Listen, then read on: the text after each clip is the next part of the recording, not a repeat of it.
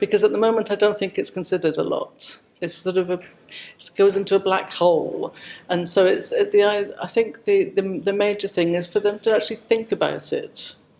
I think many companies look at the impacts of their outward logistics systems, but they don't necessarily think about the impact of the returns, and because it's more difficult. And if we think about in Europe, we order about 4 billion packages online now every year. So there are 4 billion packages going around the European Union being delivered. And we have a return rate of about 25% generally. So that means 1 billion packages going back from the customers back to the retailers again, which is a huge logistics problem. If you think about the outward logistics, it's sort of the flows of goods between a point of origin and the point of destination, all with the planning, the implementation and the control of things. And the reverse logistics is getting the goods backwards from the point of consumption to the point of origin.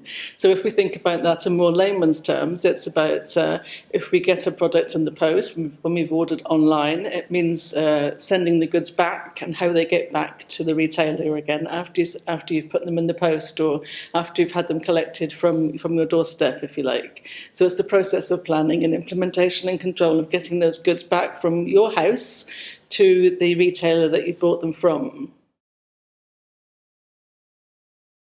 Well, it's a really exciting time at the moment. E-commerce is really taking off. It's really increasing, and every year we see bigger and bigger increases in consumption based on online purchases, and in clothing in particular, which is my field of expertise. There's been a huge increase in online purchasing of clothes throughout the whole world, the whole developed world. So we're now up to about perhaps 27% of purchases of clothing that we make nowadays are bought online.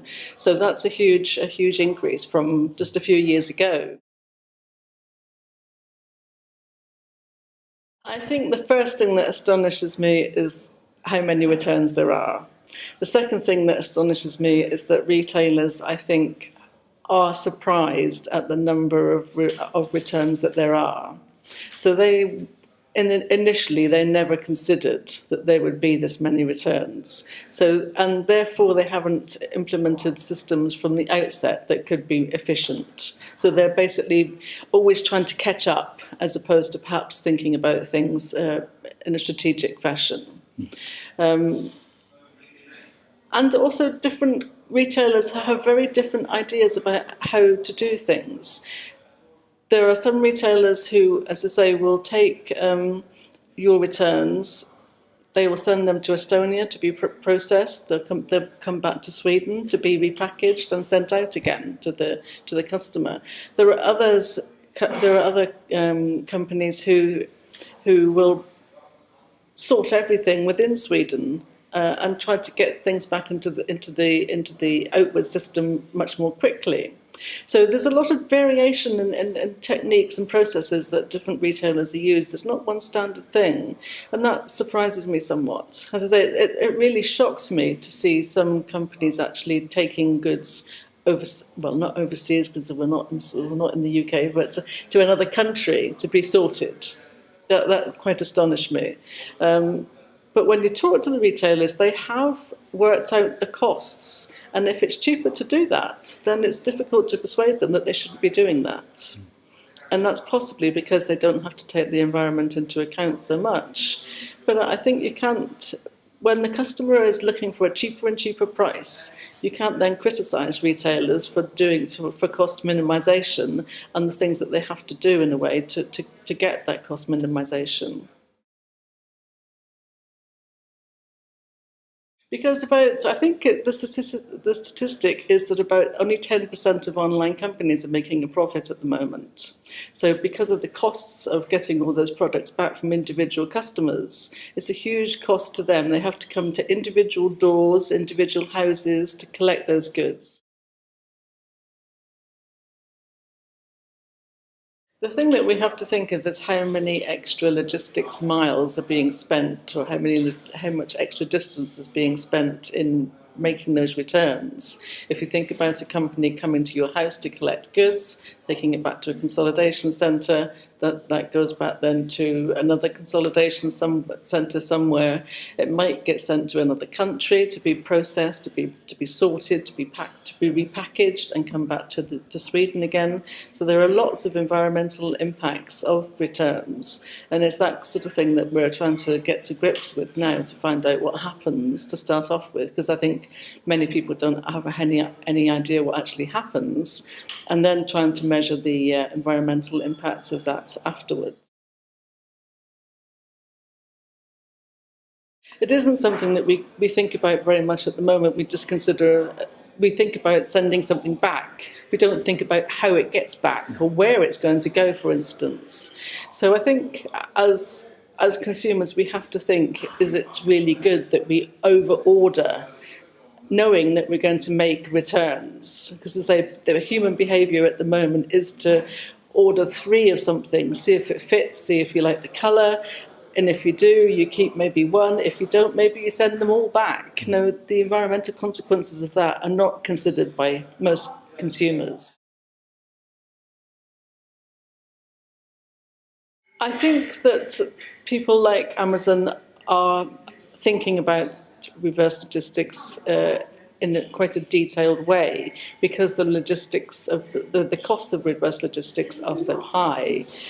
The one thing that they will argue, big companies will argue, is that the greater the number of returns, the greater the volume of returns, the lower the cost per item of returns, because you can use bigger vehicles, you can have more efficient systems, etc. So in a way, the more the returns, the cheaper it is per item. So that's the way that they would argue things. They're looking at the relative cost of each one, as opposed to looking at the whole costs of the returns process and overall.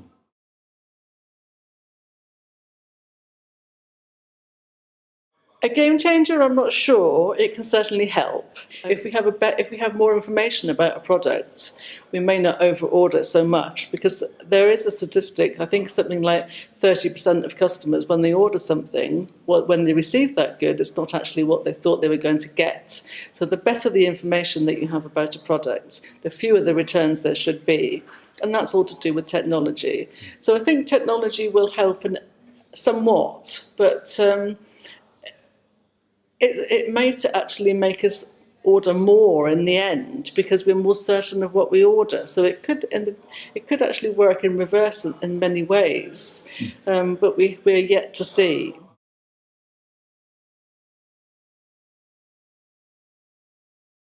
Logistics is only a very small fraction, generally, of the total environmental effects, costs of production. So it is very important that we think about it, but we have to bear in mind that it isn't going to change the world, perhaps, by making a few small changes in the logistics area. Having said that, of course, there are things that we can do, and digitalisation is one way of impacting things and improving things. But I think in the long run, what we've got to try and do is change consumer behaviour. And I think in terms of like a weak versus a strong sustainability. At the moment, we're very happy to buy many products and not really think about the environmental impact. But I think what we're going to have to do in the future is buy fewer products, more higher quality, more sustainable products. But I'm afraid that at the moment we seem to be going in the opposite direction.